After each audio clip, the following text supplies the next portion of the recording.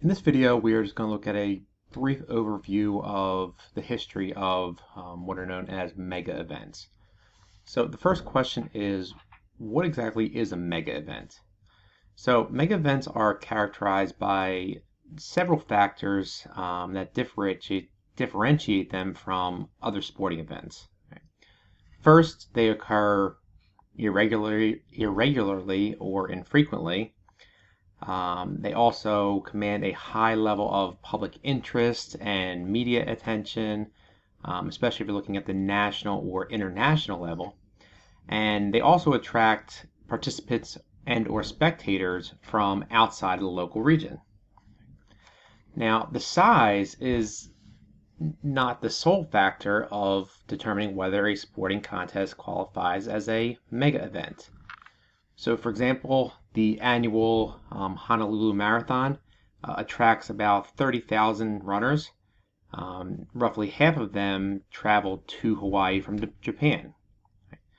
Now, since the Honolulu Marathon only occurs once a year and attracts a large out-of-town contingent, the marathon is considered a mega event. A typical NFL game, however, is not, because an NFL game occurs weekly and many places throughout the country. Now, some mega events do change locations regularly based on being awarded that event by some selection committee.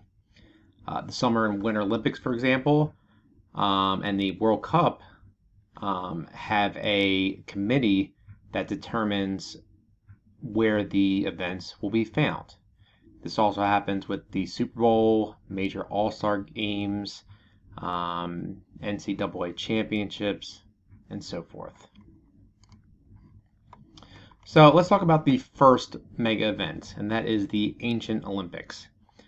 The Olympic Games were going way back when you had one of four sets of Greek athletic contests, and the Olympics were first held in 776 BC, which is the earliest recorded date in history, and continued for every 4 years over a millennium as a way to honor the Greek god Zeus. Now, in the worldview of the ancient Greeks, people could rise above the limits of their mortality by defying death and performing heroic deeds in war. And when there was no war to fight, the Greeks saw the Olympics as a way to replace the battlefield with the athletic field. And the practice of awarding an olive crown, as you'll see a lot of times in graphics, logos, whatnot, that came from the legend that surrounds the origins of the games. Now that goes way back, so let's jump ahead.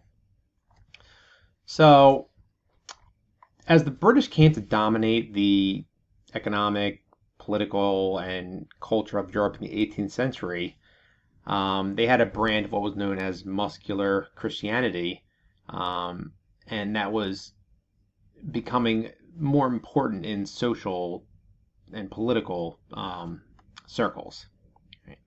And so what happened was a politician proposed to revive the Olympic Games, and it was done as a way to try to shame and inspire youth of that country into looking at athletes around the world and use that as a goal to which to attain. So the modern Olympics were set up as a way to encourage youth to really strive towards greatness. So the first modern Olympic Games were held in Athens in 1896. It was a small affair. There was only 14 countries and fewer than 250 athletes. Now we know it as, if you win, you get gold, silver for second, bronze for third. Originally, the winners were given silver medals and the runners-up were given copper. So that has changed over time. The event was considered a huge success, And if you look at it now, as the Olympics have evolved, um, these events have attracted some of the largest crowds ever to watch modern sporting events. And so, for example, in 2016 in Rio, there were over 10,000 athletes representing 204 countries participating in 300 individual events in 28 different sports. About 10 million tickets were sold to spectators, and the worldwide audience, when you look at television, was in the billions. Now, on a somewhat smaller scale, you have the Winter Olympics, which has been held since 1924, and it's still popular in the grand scheme of things, but it's not as popular as the summer. So, something else to consider is the athletes. So Jim Thorpe, who was one of the greatest athletes in U.S. history, had his gold medals that he won in the decathlon and pentathlon in 1912 taken away when it was discovered that he had earned money playing semi-professional basketball in the years before his appearance in the Olympics. So originally the idea was you had to be an amateur athlete, meaning you could not be making money off of sports. Now, by 1984, it became clear that because of the rise of highly organized sports leagues across the globe, the best athletes in the world were no longer amateurs. Right? And fans wanted to watch talent rather than valuing amateurism. And it also became difficult to distinguish between amateurs and professionals when you had to determine what were they actually getting paid to do. Right? So today, the participation of recognized professionals is both taken as given and touted as one of the attractions of the Olympics. So you will see professional athletes in the Olympics when you once did not. When it comes to selecting the location, you have the International Olympic Committee, the IOC. And this is the group that awards the games exclusively, and historically this has gone to the large cities in the world's richest countries. So between 1896 and 1952, every summer and Winter Olympics games was in either Western Europe or the United States. Now beginning with Melbourne, Australia in '56, the Olympics spread its footprint to new parts of the globe, but the IOC still prefers more rich industrial nations. In 1968, Mexico City became the first city in the developing world to host the Games, and Eastern European countries have won bids in 1980, Moscow, Yugoslavia in 1984 with the Winter Olympics.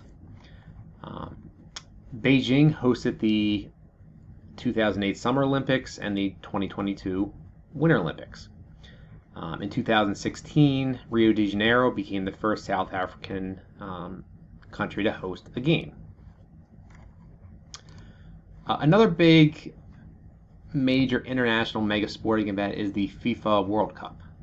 Right? Soccer's first governing body, the English Football Association, formed in 1863, and the first international match was played in 1872. However, it did take over 50 years for international organizations to begin to bring together different national soccer organizations. Now, soccer over time has grown more notable and gained more viewership, and because of this, in 1930, FIFA inaugurated the World Cup, and the World Cup occurs every 4 years opposite the Summer Olympics. So every 2 years you're either going to have the Olympics or the World Cup.